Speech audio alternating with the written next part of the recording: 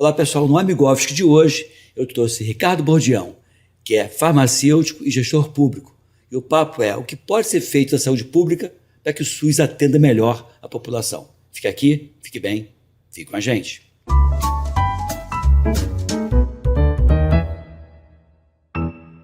Pois é, estou aqui com o Ricardo Bordião, é farmacêutico, já tem um conhecimento do seu trabalho como farmacêutico e como gestor público há mais de uma década. Já tivemos vários papos.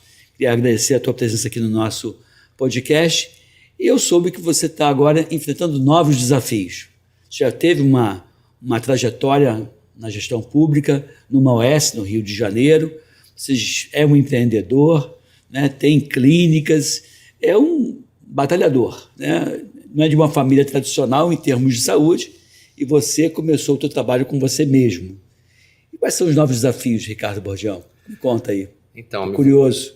Então, Amigovski, é um prazer voltar a falar com você, né, nesse podcast. É muito bom a gente falar sobre um trabalho que você já me conhece há bastante tempo, acompanhou muito a minha trajetória, tanto na gestão pública como na área de estética, na área de imunização. Então, assim, várias frentes que foram encaradas aí, né? É um desafio a cada momento, né? E é uma coisa bem interessante, porque agora a gente está com novas ideias, novos projetos daí para frente, para mudar até um pouco a trajetória de vida mesmo. Né? O que leva você para a saúde pública, Bordião? É uma paixão, né? Eu iniciei muito cedo, né, nessa questão, comecei na área hospitalar, na área industrial, e tive a oportunidade de trabalhar nessa OS, uma OS muito grande no Rio de Janeiro, onde eu fiquei numa posição muito em destaque para poder atuar na questão da saúde pública mesmo. Você comandava pessoas assim? Era uma equipe bem grande, né, de centenas de pessoas, e eu agradeço muito essa oportunidade, onde a gente se destacou bastante. A gente conseguiu aparecer na mídia com relação aos trabalhos. Apareceu de uma forma positiva, né? Exatamente, de uma forma positiva, no Jornal Globo, no Extra. Agora aqui no TV Correio da Manhã, TV Correio da Manhã. E foi muito bacana, foi assim que a gente se conheceu, né? Na verdade, você me convidou para falar um pouco do trabalho da equipe, né? Que um trabalho feito por várias pessoas e deu muito certo, né? Eu agradeço muito o secretário de Saúde, Daniel Sorans, que... O Daniel era o secretário na época era o secretário. Voltou-se agora. Exatamente. Ele deu essa oportunidade para que a gente alcançasse caminhos bem interessantes, né? A gente conseguiu fazer projetos para as comunidades do Rio, conseguimos melhorar os índices. E foi esse momento, foi nessa época que porque você faz a gestão pública, deixa de ser gestor público e vai empreender, abre a sua clínica de vacinação no Rio de Janeiro, depois você abre uma clínica de estética bem legal, eu tive a oportunidade de ir lá até você, e essa estrutura toda não te completou a princípio, você volta hoje para a saúde pública. Essa é o revisitar o passado? O que é? Como é que foi isso? Como eu lhe falei, é uma coisa que me atrai bastante, né? Você poder fazer um projeto, cuidar de pessoas, ver isso funcionando, isso é muito, muito interessante, né? Então, isso foi a motivação maior. Você sai do atendimento no varejo, né? Que é aquele atendimento do dia a dia de uma clínica de vacinação, é o atendimento de uma clínica de estética, e passa para o atacado, onde determinadas ações que você vem a fazer numa canetada, você muda a cobertura vacinal de um município. Isso, muda a cobertura vacinal, exatamente. Você já pode dizer qual é o município que você está empreendendo agora, para onde você vai? É no Rio de Janeiro, onde é que fica? Então, a gente não estou fechado ainda qual seria exatamente qual estado, se vai ser no Rio ou vai ser em Santa Catarina. Quanto mistério, hein, pessoal? Mas é bem provável que eu estou agora apoiando uma pessoa que vai se candidatar a prefeito de Santa Catarina, de governador Celso Ramos, né? Uma pessoa que eu aposto muito, tem experiência, é um desafio muito grande, temos vários desafios lá nessa cidade, onde... De governador Celso Ramos. Governador Celso Ramos, que é um município de Santa Catarina. Tem quantos mil habitantes, mais ou menos? Uma média de quase 30 mil. É um município de tamanho interessante, dá para fazer um monte de coisa legal, né? Exatamente. Quais são os principais problemas que você já ouviu falar dessa cidade? Eu presenciei, né? Eu tenho residência nessa cidade, né? E é uma cidade muito interessante, tem 40 praias, tem o segundo metro quadrado mais valorizado de Santa Catarina, tem praias com selo azul. Sim. E tem um desafio muito grande que é a saúde mental, a parte de imunização também está bem deficitária. O Brasil inteiro está ruim. Acho que a parte de imunização é meio que a imposição do inoculante contra a Covid fez com que as pessoas ficassem um pouco de resistência em relação aos outros. Eu queria deixar claro que se tem dúvida em relação ao inoculante, não vou discutir isso aqui porque é meio complicado, em relação ao Covid, não existe essa mesma dúvida em relação a BCG, sarampo, catapora, cachumba, rubéola, não existe isso. Eu estou muito preocupado com essa redução absurda da cobertura vacinal e a gente vai acabar tendo, infelizmente, o ressurgimento de enfermidades. Né? Realmente. A rubéola, quando eu fiz minha tese de mestrado, Bordião, foi em 1990 que eu levantei a literatura, portanto já tem 30 e tantos anos, a causa principal de surdez no Brasil era a rubéola na gravidez, levando a surdez da criança. Eu temo que isso volte, porque assim, na minha vida toda eu peguei 1 ou 2 casos de rubéola congênita, porque a cobertura vacinal passou a ser boa, e hoje, por conta da cobertura vacinal estar lá embaixo, a gente vai acabar, infelizmente, contabilizando essas enfermidades que são evitáveis, né?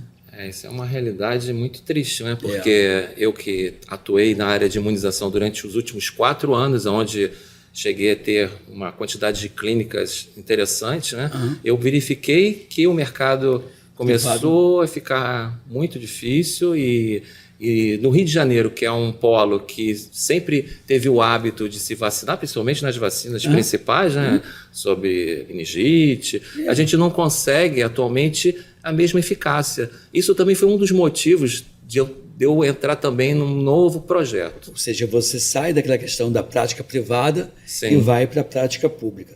Nessa cidade onde você tem casa, que está pretendendo voltar e trabalhar, você também vai empreender ou você vai ter uma dedicação plena à saúde pública? Eu tenho interesse de apoiar, né, o candidato Juliano Campos, né, que é do PSD, e, como eu falei, ainda estou aberto ainda à oportunidade, não estou descartando nenhuma oportunidade, porque eu também estou aqui no Rio de Janeiro, junto à Secretaria de Saúde do Rio, do município. Né? Então está ligado lá o Daniel Sorans, que é deputado federal, grande sujeito e também um secretário de saúde muito bom. Eu estou num projeto com ele, né, do projeto Miroski, né, que é um projeto... Não é Migovski não, é Miroski. O que é Miroski? É um projeto que até para, assim, um intuito maior nesse projeto é diminuir a fila do CISREG, criar... Foi feito um desafio grande. Miroski é o que é? São iniciais? São iniciais, Tá. Não é nenhum nome de nenhum autor, não, né? Não. E esse é um projeto que eu estou participando já na Secretaria de Saúde. Agradeço muito o Daniel Sorans mais uma vez de ter dado essa oportunidade, né? E eu acabei deixando um pouco a prioridade da iniciativa privada, né, para poder alcançar isso. E como eu tenho casa em Governador Celso Ramos, acabou criando, pela minha experiência em gestão e tudo que você já acompanhou, acabou abrindo essas portas para que eu acompanhasse um projeto muito interessante para o município, que eu acho que dá para melhorar muita coisa. Em termos de saúde mental, você fala que está muito ruim, está complicado. O país como um todo, o Brasil, o mundo como um todo está sofrendo. Né? Você vê, no Brasil, é cerca de 12 mil suicídios por ano, né? É algo absurdo, e que as pessoas falam pouco e falam com medo de estimular mais ainda. E acaba que não se dá instrumento para as pessoas se identificarem quem vem sofrendo depressão, e acaba que as pessoas tiram suas próprias vidas sem que as pessoas que estão ao redor percebam isso. Né? Realmente, Santa Catarina, se não foi nada atualizada recentemente, é o 2º maior índice de suicídios do Brasil. Né? Isso em termos de suicídio, de números absolutos que você fala, ou de números relativos em relação à população de Santa Catarina? Você sabe dizer isso aí? Não, absoluto. Caramba, então... É um índice muito grande e até onde tem as pesquisas, não sei se saiu alguma pesquisa mais recente, e eles têm realmente um problema de saúde mental muito grande. Né? E existe várias coisas que dá para se fazer, que a gente sabe que dá para melhorar essa questão da saúde. Né? Tem projetos interessantes em vários estados, né? Como psicóloga através de ligação telefônica, sim. Tem um monte de Lembrar coisa. Que tem o CVV, que é o Centro de Valorização da Vida, que exatamente. Acho que, salvo engano, depois eu peço até para o Cazuza confirmar, Cazuza, e botar aqui embaixo sim. O telefone do CVV. Eu acho que é 188, que estão aí para ajudar, porque saúde mental é algo que tem que ser levado a sério. Não é frescura, não é bobagem. É algo muito importante. E você vê um estado que tem um dos maiores IDHs, né, do Brasil. IDH, né? Índice de Desenvolvimento Humano, quer dizer, é o que dá àquela cidade maior longevidade, né? Na verdade, as pessoas vivem melhor, com qualidade de vida melhor. Santa Catarina é um estado de um clima muito bom, né? Vem sofrendo um pouco com a questão da natureza, né? Exatamente, que vem muita castigando. Chuva. Onde você mora, onde você tem casa, residência, também sofre muito com a questão da natureza, teve enchente, essas coisas. Com certeza. Não é, tem lugares piores, né? Mas a gente sofre bastante com esse tipo de problemas da natureza com relação aos eventos também. Tem muita... É bem diferente, né? Um perfil diferente de clima, né? Sim. Mas tem... assim, um IDH, como eu falei, um IDH muito avançado, a parte de educação também é muito avançada, existe até poucas escolas particulares, porque a escola pública é excelente, isso é um diferencial. A gente que é do Sudeste, a gente consegue enxergar isso, para eles é bem natural, né? Então a gente consegue enxergar isso, e é um lugar assim, muito bom de se viver, né? Isso. E aí você pensa em ir para lá quando, Borgião? Como é que tá? Olha, você está me botando aqui numa saia justa, né? Mas isso é bem breve. Ou numa cueca apertada, como queira. Deixando com você. Exatamente. Então, assim, é uma questão realmente, a questão política, se realmente as coisas acontecerem. Também tem a questão aqui do Rio de Janeiro, que ainda está em pauta. Então, como eu tenho essa experiência de gestão aí que foi... interessante, que trouxe resultados, né? E foram resultados expostos, né? Tanto que eu consegui depois apresentar trabalhos até fora do país com relação à imunização. Sim, eu lembro. Eu cheguei a fazer palestra no Canadá, fui para os Estados Unidos, então isso trouxe um resultado muito bom. E eu acho que eu tenho muito a colaborar, com certeza, para o município, ou para o município do Rio, ou para o município de Santa Catarina. Quem te convidar, você está aí para ouvir as propostas e propor também trabalhos, né? Borgião, você também, tem muita pegada na questão virtual, né? Você tinha, não sei se você continua tocando ainda, o farmacêutico virtual, que era um blog, era um site. O que era o farmacêutico virtual? O que era, não? O que é, né? Eu sou, assim, pioneiro nessa questão do farmacêutico virtual, que era um site que... Era ou continua valendo ainda? Não, ainda está valendo, só que teve uma mudança de perfil, porque, só para você ter ideia, o domínio do farmacêutico virtual já existe há mais de 2 décadas. Sim. Eu fui um dos pioneiros na questão de desenvolver um site na área de uma profissão, né? E isso alavancou muita coisa, ajudou muita gente, ajudou muitos estudantes, apoiei o Conselho de Regional de Farmácia, o Conselho Federal. Conversando com o pessoal do Conselho Regional de Farmácia do Rio de Janeiro, com a tua colaboração, por ter intermédio. Isso. Aliás, eu fiquei realmente impressionado com a liderança hoje. Pessoal bem... Não, com certeza, dedicado. Avançou bastante. A gente tem aí agora o presidente Camilo, que é uma pessoa que faz um trabalho muito primoroso. Tem também a Thalita, que é também uma das diretoras, e agora vai ser conselheira federal. Então tem um trabalho muito bacana. O farmacêutico virtual existe. E antes de se falar de podcast, eu já fazia isso em entrevista. Inclusive fiz com você, né? E isso não era nem um formato tão habitual, e eu já fazia isso há um bom tempo, há mais de 10 anos. E você falar em podcast, você volta agora a fazer podcast, que é o PodLife, é isso? O PodLife Qual é a pegada disso? O podcast é um podcast que não vai falar somente da questão profissional, vai falar sobre a vida. Sim. Entrevistando psicólogos, advogados, já fizemos algumas matérias. Mas não é pegada só de saúde, não. É pegada geralzão mesmo. Geral. É mais ou menos o que o seu podcast faz. Sim. Né? Então, assim, é um trabalho que eu vou conseguir ter uma abrangência maior. Já está no ar o teu podcast? Já está no ar. Qual é o podcast, então? Como é que faz para localizar você? É no próprio YouTube, botar PodLife. Podlife. Podemos- Podlife. Exatamente. Podlife. Então, eu vou pedir para o Cazuza botar aqui embaixo. Certo. Que é o teu podcast. Já tem lá alguns conteúdos para a gente poder Já tem assistir. já com esse formato, tá? A gente fez uma entrevista, inclusive, com esse candidato Sim. à reeleição, né? Que é o Juliano Campos. Ele está hoje no mandato. Não. Ele já foi 2 mandatos, então ele você ficou tá 8 anos, afastado. saiu, afastou agora e está tentando agora novamente, mais ou menos como o Eduardo Paes fez. Tá, entendi. Né? Então, é exatamente isso. E ele está agora, ele me chamou para a gente participar desse projeto de melhorias para a cidade. Ele é um cara assim, muito visionário, que traz bons resultados.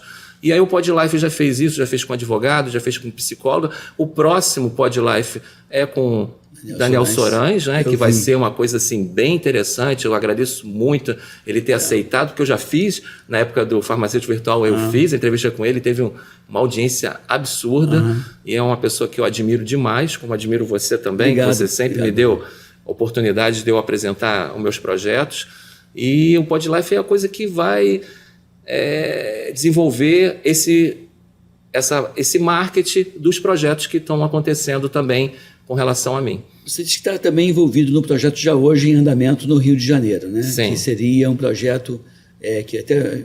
Qual é o nome mesmo do projeto? É o Mariscop? Não, Miroski. Miroski. Aham. E esse projeto, você faz o que exatamente? Então, esse é um apoio na parte de cirurgias, né, para diminuir a fila do CISREG, onde eu apoio, mas como profissional mesmo. Como farmacêutico. Como farmacêutico. Você avalia e exatamente. junto à gravidade. E dá o apoio ao centro cirúrgico. Está tentando ter uma visão mais otimizada para ajudar nisso. Exatamente. Já teve algum resultado que você observou? Sim, já melhorou bastante. A gente está com um índice bem positivo de índices de cirurgia, e isso tem trazido uma eficácia maior. A população tem sido mais atendida, né? Estou aqui entrevistando o Ricardo Bordião, que é farmacêutico, gestor público, e o desafio que eu passei para ele no intervalo era a questão da saúde mental, o que você vai fazer, já que é um problema que não é um problema só da cidade onde você está paquerando, mas é um problema mundial, né? E eu, como fiquei de confirmar para vocês, o telefone do CVV, que é o Centro de Valorização da Vida,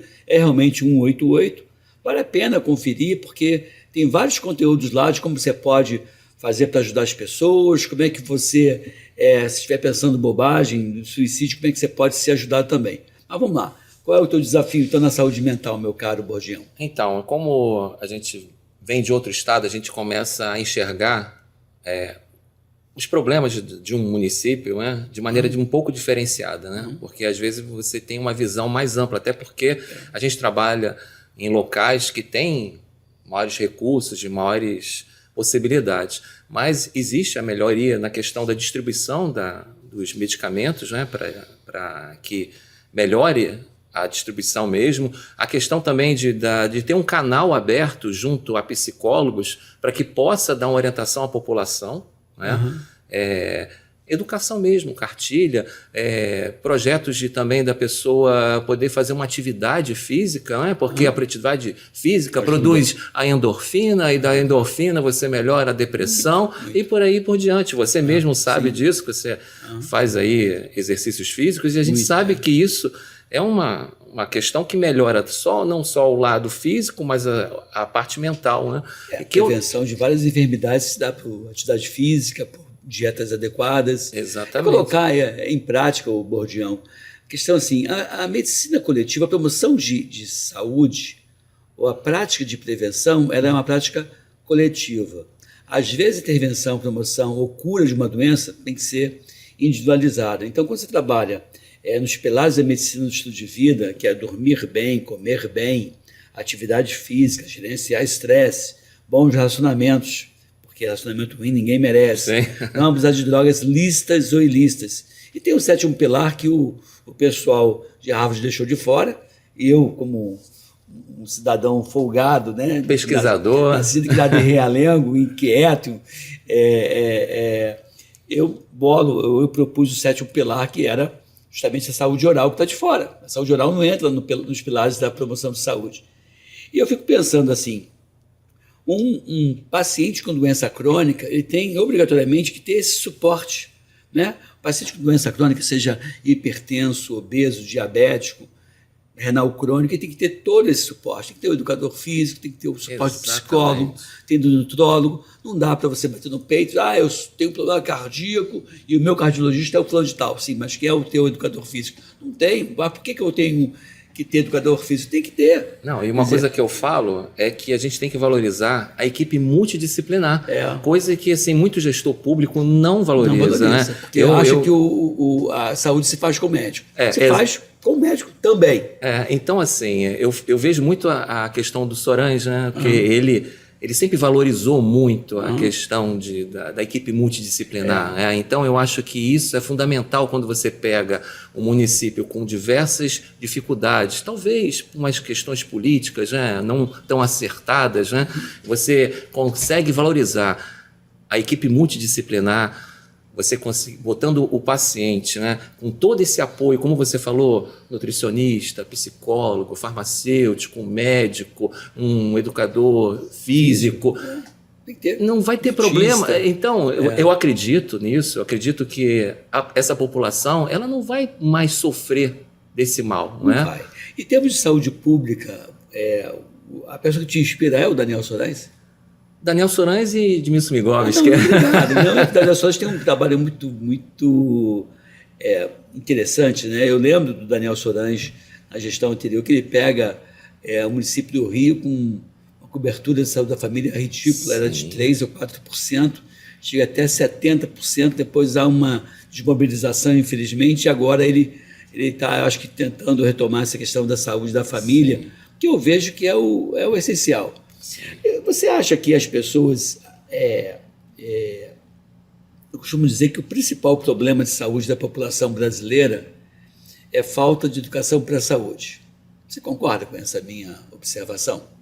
Sim, de certa forma, sim. Uma pessoa bem orientada, ela adoece menos, né? Com certeza. É porque, às vezes, é a falta de conhecimento, né? Sim. Aí as pessoas, de uma certa forma, não têm a informação e, não tendo a informação, às vezes procura de maneira errada, né? e busca caminhos que não são tão assertivos, né? Então, assim, a saúde, que a gente, por definição, pela OMS, né, a Organização Mundial de Saúde, seria o bem-estar físico, social, mental e espiritual. Você pensa, como um gestor, atuar nessas áreas? A questão espiritual já tem as próprias igrejas, né, que faz esse trabalho. Dependendo de cada região, tem já de cada religião também. E de cada religião, e cada região tem um perfil cultural que pode agregar ou não, não é? Sim. Santa Catarina é mais católico, né? Lá, católico e protestante, também. São os dois, né? E lá é um pessoal mais conservador. Né? Então, assim, diferente aqui do Rio.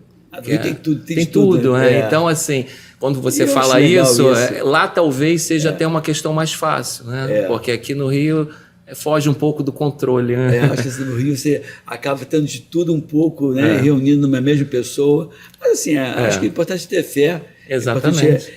A questão de você seguir uma determinada orientação religiosa, que, queira ou não, em geral, elas promovem a união, promovem um hábito de vida mais saudável, elas promovem um amor ao próximo. E você precisa, já viu que várias pesquisas até já passou no Fantástico, que a pessoa que tem fé, ela se cura às vezes. Sim, até porque mexe com a psique, a autoestima da pessoa. Otimismo, tudo isso. Além do lado mais religioso, de cristão. Não tenho dúvida que... Eu acho assim, a questão de...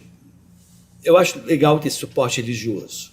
Só o suporte religioso abrir mão da ciência, da medicina, dos recursos farmacêuticos que ele tem, aí eu acho um pouco mais arriscado. Sim. Mas a questão religiosa como suporte, como um complemento, como algo decisivo na melhora desse paciente, não tem a menor dúvida. Então, aliado à questão medicamentosa, você com a parte de educação física, né, e ao lado espiritual, tem todos os instrumentos para que essa pessoa não tenha problemas graves na questão da saúde mental. Chega. É verdade. Eu acredito muito nisso e pesquisas falam isso. É claro, claro. E você então pensa promover uma integração dos diferentes setores? Sim, sim. Se eu tiver essa oportunidade junto a toda a equipe, né, que está à frente desse projeto político, e eu tiver essa oportunidade, acredito que sim, porque o nosso intuito é trazer uma melhora na qualidade de vida dessa população em todos os aspectos, né, na saúde, na educação, e eu acredito muito nessa equipe que está do Juliano Campos, né? Está se formando. Está se formando, e ele conseguiu transformar uma cidade que era uma cidade praiana para algo assim que chama atenção, que é um dos principais centros turísticos de Santa Catarina. Caramba. Então, assim, se ele conseguiu isso em 8 anos, com mais outra gestão, acredito que ele vai conseguir muito mais. Fica perto de onde essa cidade? Fica perto de Biguaçu, São José, próximo a Balneário também, mais ou menos, Balneário Camboriú, mais ou menos uns 40 minutos. E é uma cidade bem localizada, próximo ao aeroporto, uns 40 minutos do aeroporto de Florianópolis. Exatamente. Sim, então é perto. E assim, quando se fala de turismo, se fala dessa cidade. Não sabia. Você está aqui então, apresentando. Você vai ser convidada para ir lá. Então, logo o prefeito seja eleito, eu vou convidá-lo para vir aqui no nosso podcast. Ou, de repente, prefeito, me chama para eu ir até a tua cidade, eu vou de entrevista, aproveito e conheço essas praias de selo azul. E assim, é importante. Você tem a ideia hoje já do perfil nosológico, do perfil de doença da cidade, assim, tem essas informações?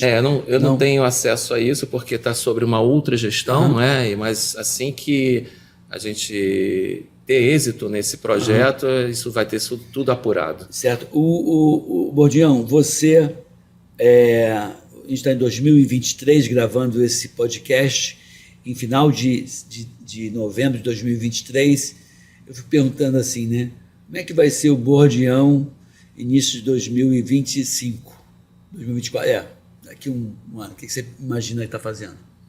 Como você mesmo disse, eu estou mudando todo o meu perfil, voltando, né, ao que o gestor público há de 10 anos atrás, que eu fiz um trabalho bem bacana, assim, que eu acredito que foi um resultado de índices muito bons, né? Até hoje se fala de alguns trabalhos que a gente fez, de colocar profissionais da saúde nas comunidades para verificar a interação medicamentosa. Que é uma coisa que falha, né? A questão uma vez, Bordião, eu estava... A importância do farmacêutico, né? Eu sei que a nossa pegada aqui é uma pegada um pouco mais de gestão pública, mas uma vez eu atendi um paciente, eu dava aula na UFRJ, e tinha então os meus alunos do último ano da faculdade, que a gente deixava eles sozinhos, atendendo os pacientes, e a gente ia lá só discutir o caso, fazia um exame ou outro se fosse o caso, fazia a proposta do medicamento. Aí teve uma situação que eu decidi fazer um antibiótico para o paciente. E eu falei assim, olha, você vai fazer esse antibiótico para o paciente de 12 em 12 horas. Falei para o estudante, o antibiótico é tal, prescreve por 10 dias e segue tais e tais acompanhamentos assim, para poder observar. Certo. Orientei um estudante, que é muito mais rápido orientar um estudante do que orientar o paciente, e deixei então o estudante incumbido de orientar o paciente. E fui ver os outros estudantes. Depois dos 15 ou 20 minutos eu volto, estava lá o estudante tentando explicar para a senhora a medicação. E a moça, tadinha, com uma cara meio desesperada, que não estava entendendo, e aí ela falou assim, doutor, eu agradeço a sua boa vontade. A boa vontade também do seu estudante, mas eu não sei dar remédio de 12 em 12 horas. Eu não sei ler, nem em casa ninguém sabe ler. Então, assim, eu não sei fazer isso. Não sei dar remédio assim. Sim. Como é que você sabe dar remédio? Assim, e eu que já tinha feito sol e lua, para dizer que de manhã, de noite. Sim. Só sei dar remédio de 8 em 8 horas. Eu falei, como é que você faz de 8 em 8 horas? Do 8 da manhã e 8 da noite. Eu falei, então tá bom, faz de 8 em 8 horas. Então, isso é verdadeiro. Então, assim, se a pessoa tem essa dificuldade, se eu não sentar e não explicar, vai fazer bobagem o tempo todo. Né? Ela fica tensa, ela fica nervosa, ela fica a presença do médico. E cá entre nós, eu vivia no mundo ideal, porque eu atendia 8 pacientes só, numa tarde, com 8 alunos. Então, cada paciente é atendido por 1 hora, 1h30. Você imagina, né? Esse mesmo paciente, ele vai médico A, médico B, médico C, ele é prescrito várias receitas, ele não vai entender, vai dar uma interação medicamentosa absurda. Tem alguns medicamentos que se somam o seu efeito. Exatamente. E pode intoxicar. Exatamente. Então, o papel desses profissionais que atuam diretamente com o medicamento, que é o caso do farmacêutico, ele consegue enxergar isso e orientar o paciente. E isso, a gente fez isso muito na gestão passada. Foi muito bacana. A gente era engraçado, Migovski, que a equipe ia lá para fazer o atendimento a domicílio e a pessoa chegava no final e falava assim, quanto que é? Ai, tadinho. E às vezes fazer um cafezinho, e aí muito bom, era obrigado. Bacana, ia fazer aquele café da manhã e a gente se sentia acolhido.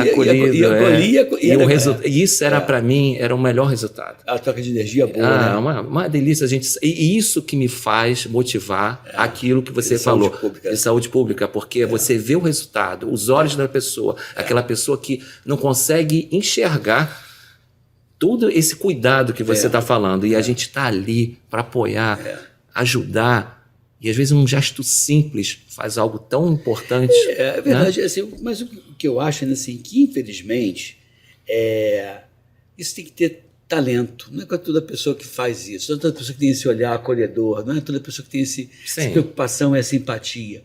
Uma vez eu acompanhei um determinado laboratório. Só para pontuar.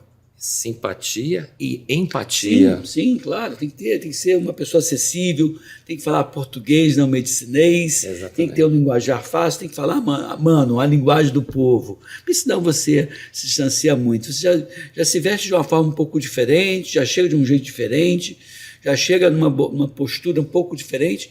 Isso pode intimidar a pessoa e a pessoa se distanciar. Né? Como eu fui muito tempo, trabalhei em posto de saúde em Padre Miguel, né? Eu sou nascido e criado em Realengo, então Padre Miguel e Realengo compartilham a mesma realidade socioeconômica e cultural, então é muito fácil eu me inserir, mas eu via como é que as pessoas colhiam, eu via como é que as pessoas levavam coisas para a gente, ovos, coco do coqueiro da casa dela, e levava uma manga, e fazia uma graça, chegava, era engraçado, era gostoso isso.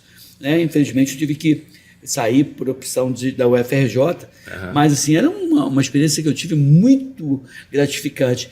E é engraçado, né, que você se doa, mas eu me sentia recebendo mais do que tinha doado, porque a energia que voltava era algo que servia como um combustível para eu poder me manter mais forte e feliz. Eu me sinto exatamente assim. Então, me dá muito prazer, orgulho. Aí muitas pessoas até me perguntam, mas a iniciativa privada não é mais interessante?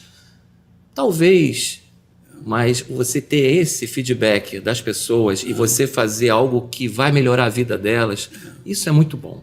Você sabe que eu já abandonei a clínica privada já há muitos anos. Trabalhava com consultoria, fazia consultoria para empresas, as indústrias farmacêuticas eu dei consultoria e a minha vida eu ganhei dinheiro desse jeito.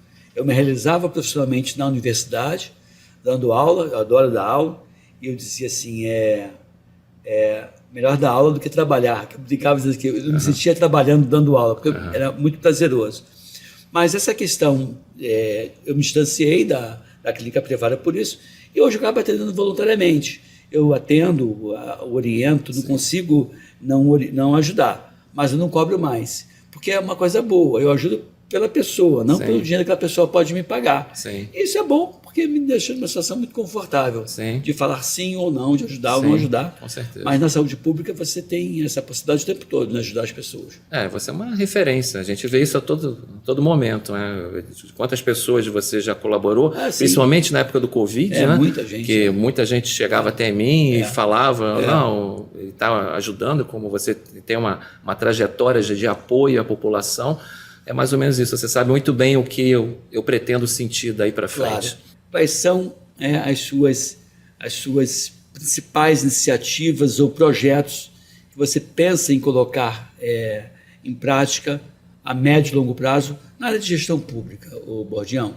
No Rio de Janeiro ou em Santa Catarina, quem tiver uma proposta mais sedutora para você e levar o passe, que eu sei que teu passe é valioso, que você é uma pessoa que vai realmente fazer diferença onde você for colocado.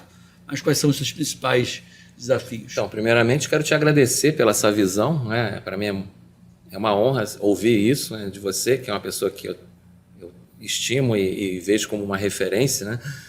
E realmente é desafiador.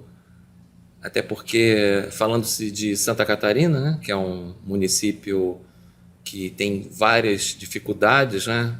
Questões de... Município de Governador Celso Ramos, que é de Santa Catarina, né? Município de Santa Catarina, que tem diversas dificuldades, né?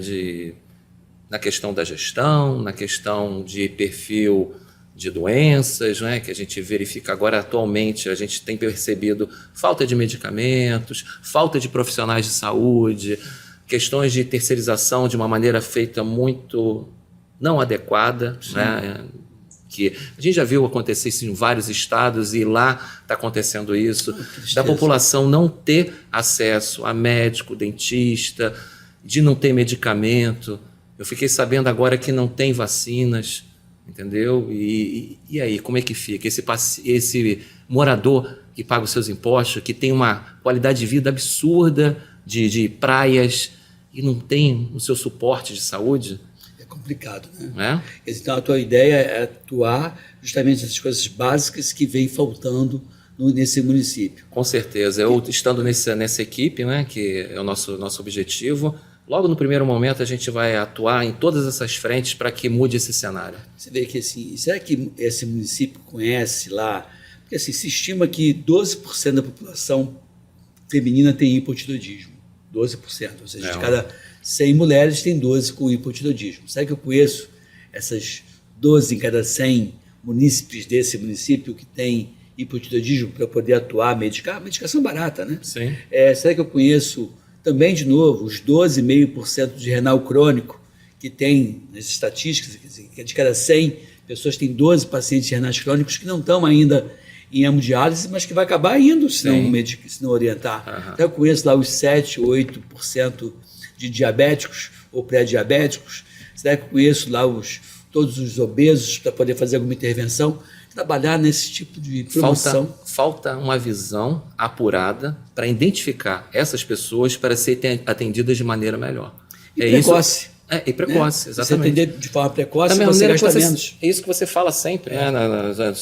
Nos seus projetos, você sempre fala, se for atendido precocemente, a gente elimina um monte de problemas. O câncer, por exemplo, o câncer de colo de útero, que é um câncer muito comum, acomete cerca de 20 mil pessoas por ano no Brasil, que aqui no Brasil tem uma elevada letalidade, porque as pessoas buscam tardiamente. Se você fizer o exame de Papa Nicolau de novo, nada relacionado com... Uma vez eu estava dando uma aula de HPV, de vacina, aí o cara falou assim, o Papa Nicolau foi antes ou depois do Pio XII? O Papa Nicolau não é Papa, tá? Papa Nicolau é o nome do pesquisador grego, né, que tem esse nome. E aí eu brincando com isso, né, um dia me perguntaram se o Papa Nicolau foi antes ou depois do Pio XII, aí virou o colega e falou assim, eu que sou ginecologista, não sei, você que é infecto vai saber. Eu falei, pô, coitado, ele acha que o Papa Nicolau é o Papa mesmo, mas enfim. O exame periódico que você faz, então a letalidade hoje do câncer de colo de útero é em torno de 5 anos depois de identificado o diagnóstico, você tem 92% de pessoas vivas. Ou seja, a intervenção precoce é quase sempre igual a 100% de cura. Tem que ter o diagnóstico imediato, não dá para você, né, fazer valer. Porque tem essas questões que você hoje está no CIGEG, né, trabalhando nisso. Numa cidade como Rio de Janeiro, uma cidade como o governador Celso Ramos, isso. É uma cidade pequenininha, enxuta, né, 30 mil habitantes mais ou menos, e acho que você vai levar essa experiência daqui para lá e vai nadar de braçada e vai ajudar muito a população. Com certeza. O objetivo é esse. Eu trabalhei no INCA, né, por muitos anos, né, e eu vi exatamente isso, a prevenção, todo o trabalho de cuidado. Lá eu desenvolvi alguns projetos de assistência farmacêutica, até ganhei um prêmio do Ministério da Saúde, né, o prêmio Algo Mais, porque eu desenvolvi, fui um dos primeiros desenvolvedores de assistência farmacêutica dentro do INCA. Quer dizer que o Ricardo Bourdieu tem algo a mais. Estou mexendo com você. É o nome do projeto, né? Então você teve o certificado, o troféu. Existia algo a mais. Existia no INCA, né? Não sei se ainda existe, né? Aqueles profissionais que faziam algo inovador, algo incentivador dentro do âmbito oncológico. E eu via que a gente só tinha gastos. E existia um código do SUS, né, que se pagava por esse atendimento personalizado do profissional farmacêutico. Né? Legal. E aí a gente desenvolveu uma sala, e isso gerou uma renda extra maior visibilidade. Maior visibilidade, isso foi para o Ministério da Saúde. E benefício para o paciente, né? E isso acabei até ganhei esse prêmio na época, que para mim foi... Já tem muito tempo, foi no início da minha carreira, então para mim foi algo muito importante. Depois eu fui chamado para trabalhar em outros lugares, né? Mas ninguém estava pensando nisso. Se falava muito de dose unitária, assistência farmacêutica, mas não se fazia. Foi antes da era da Redditor. O que te motivou? O que inspirou você? Eu participei de alguns congressos internacionais de dose unitária, né? Onde um americano ele separava os medicamentos numa máquina de preservativo. E ele separava por cada paciente. Porque antigamente a dispensação era coletiva. Sim. A dispensação pegava todo aquele medicamento que os médicos prescreviam e entregava tudo para a enfermagem. E aquilo se perdia.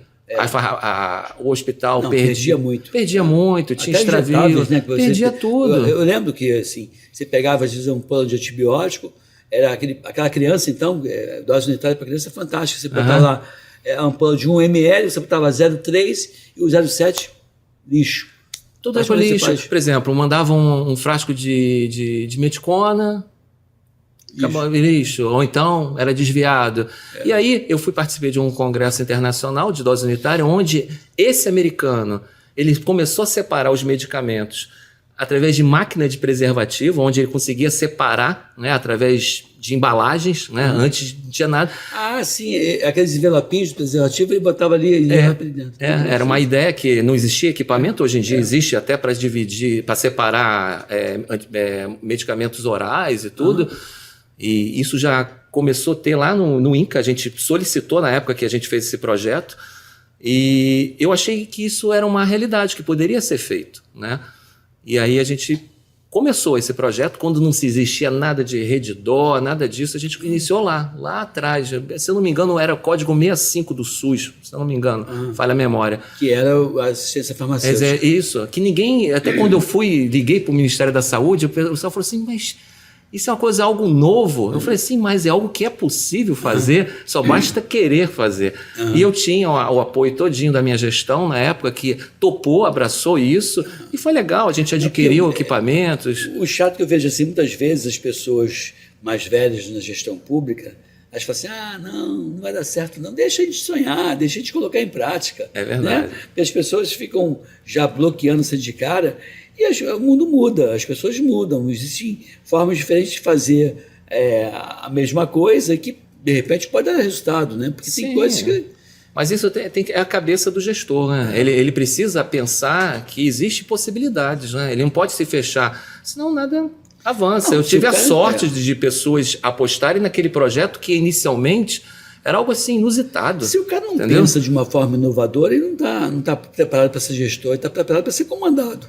Exatamente. Tem que ser comandado, tem que seguir a ordem de alguém, porque acho que passa do princípio de ter honestidade, de ter criatividade, de ter vontade, determinação, liderança, para fazer com que as coisas funcionem. Senão, né, eu vejo isso que eu fui gestor público, né, fui presidente do Hospital Brasil, fui diretor do Hospital de Pediatria da UFRJ, e eu pensava assim, gente, como é que a gente pode motivar determinados colaboradores que, se trabalharem bem, não ganha mais. Se trabalhar mal, não são demitidos.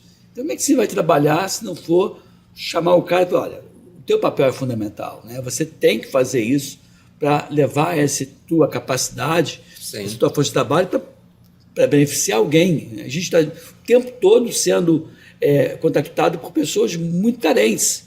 e que precisam de um olhar mais acolhedor, né? Sim, um olhar acolhedor. E você, como gestor público, você tem que enxergar na sua equipe essas pessoas que pensam fora da caixinha, né? Claro. É isso que faz toda... Eu quanto gestor na OS, que eu trabalhava aqui no Rio de Janeiro, eu conseguia, na minha equipe, enxergar esses líderes, né? E era exatamente, quando tinha um projeto novo, eram essas pessoas que startavam esses projetos. Vamos para a comunidade? Então vamos fazer um piloto? Vamos lá para lá. Você ia para... Qual comunidade você chegou a visitar no Rio de Janeiro? Várias da Zona Oeste, entendeu? Cidade de Deus. E eu ia junto. As primeiras reuniões eu ia junto. E eu acho que, não sei como é que está a cidade de Governador Celso Ramos, mas a princípio é a cidade mais tranquila do que o Rio de Janeiro. Não tenha dúvida, lá não tem esse tipo de problema. Porque aqui não é fácil, que desafiador, né? Costa Barros, entendeu? Onde a UPA era toda cheia de furo, né? Entendeu? Então a gente tinha que ir lá como... complicado, né? Uma longa história, né? E o coração na mão, né? O coração na mão e você... Vamos falar outra parte do corpo na mão também, né? Exatamente. Porque assim, eu sou de uma época que eu trabalhava em Padre Miguel, bem pertinho da Vila Vintém, assim, bem colado da Vila Vintém. Eu cheguei a ver alguns bandidos famosos na época andando com pistola, mas os caras respeitavam a gente. Estou falando de quase 4 décadas atrás. Sim. Então, hoje eu não vejo mais esse respeito, infelizmente, de alguns lugares pela igreja, pela escola, pela saúde pública. Exatamente. Isso caiu, porque antigamente as pessoas respeitavam. Sim. Né? O médico, o farmacêutico, ele tinha um saúde acesso livre. Era respeitado. Ele era idolatrado, ele era valorizado. Hoje em dia não. Hoje em dia, infelizmente, em alguns lugares, é esculachado, né? E aí isso faz com que... A ponto até de ser sequestrado, né? Pois é. Para fazer atendimentos locais. Então, assim, é um desafio, porque não é só o projeto em si, mas sim você entrar nesses locais para poder... A gente entrava em vielas com pessoas armadas. Pois é. Então, assim, era uma coisa assim, desafiador mesmo. Pois é. Estamos chegando ao final, queria te presentear com a minha caneca do Amigovski, para quando você estiver tomando teu café quentinho de manhã, ou teu chimarrão lá em Santa Catarina, você lembrar da gente aqui e passo para você as considerações finais do nosso bate-papo aqui, Bordião. Perfeito, eu quero novamente agradecer essa oportunidade de eu apresentar um pouquinho da minha história. Você acompanhou aí muitos anos, já tem mais de uma década aí acompanhando as minhas ideias, você sabe que eu sou uma pessoa bem de criatividade alta aí nessa questão aí, e é um prazer novamente falar com você e espero que todos os objetivos que eu comentei com você sejam alcançados, que os projetos se realizem e que eu estou à disposição para dar esse apoio. Né? Como é que as pessoas encontram você nas redes sociais? No Instagram. Como é que fala? Dr. Ricardo Bordião, Ricardo Bordião. Está aqui embaixo. Isso. Se for no YouTube, Pod Life, que é o canal, tem várias entrevistas lá, e bem interessantes para quem atua na área da saúde. Basicamente essas duas. Então, Instagram também. Instagram, então, e o podcast. O Farmacêutico Virtual. O Farmacêutico Virtual também, que no próprio site, www.farmacêuticovirtual.com.br, mas é mais voltado à área do profissional farmacêutico. O Pod Life é de maneira mais abrangente. E o Instagram mistura um pouco do meu lado profissional com o lado pessoal, meus anseios, e ali conhece um pouquinho da pessoa Ricardo Bordião. Tá bom? Aí, gente, eu espero que vocês tenham gostado desse podcast aqui no Amigovski, Jornal Correio da Manhã, e também no meu canal Edmilson Amigovski. Compartilhem esse vídeo, compartilhem esse podcast, porque informações de qualidade, sim, servem para promover saúde e minimizar dor, sofrimento, sequelas, internações e mortes. Fique aqui, fique bem. Com a gente, até o próximo encontro. Bye, bye. Tchau, tchau.